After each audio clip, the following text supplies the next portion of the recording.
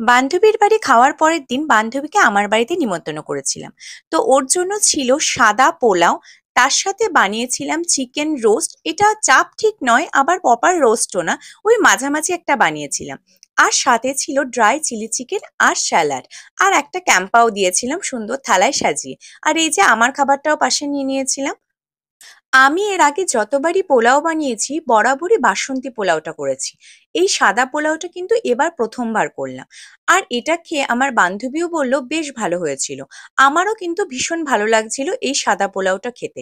একদম অন্যরকম খেতে। এবং এটা খেলে কিন্তু ওরকম মুখ নষ্ট হয়ে যায় না বা পেট ভরে যায় না, যেটা আমাদের বাসন্তী পোলাও অল্প খেলেই কিন্তু মনে হয় যে পেটটা ভরে গেছে। আর এই চিকেন রোস্টটা এটাও কিন্তু ভীষণ সফট হয়েছিল। বড় লেগের জন্য আমি একটা একটা করে প্রথমে ভেজে নিয়েছিলাম, তারপরে সমস্ত মশলা দিয়ে কষিয়ে নিয়েছিলাম। তো একটু টাইম টেকিং ছিল রান্নাটা, বাট খেতে কিন্তু বেশ ভালো হয়েছিল। তবে এর থেকেও বেশি আমার ভালো লেগেছিল সাদা পোলাওটা। এটা আমি এর আগে তো কখনো করিনি, এই প্রথমবার করলাম আর এত ভালো লাগছিল।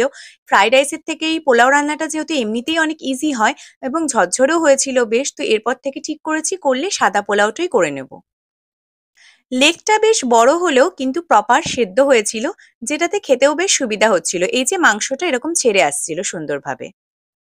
দুপুরে খাওয়া দাওয়া সেরে একটু রেস্ট নিয়ে সাজুগুজু করে বেরিয়ে পড়েছিলাম একটু ঘুরতে। আর ভাবলাম যে যাই একটু আইসক্রিম খেয়ে নিই, গরমে গিয়ে একটু আইসক্রিম খেতে খুব মন চাইছিল। তো এখান থেকে এই আইসক্রিমগুলো নিয়েছিলাম ডাব মালাই আইসক্রিম। এটার দাম ছিল কিন্তু 40 টাকা করে। আইসক্রিমটা খেতেও কিন্তু ভীষণ ভালো ছিল।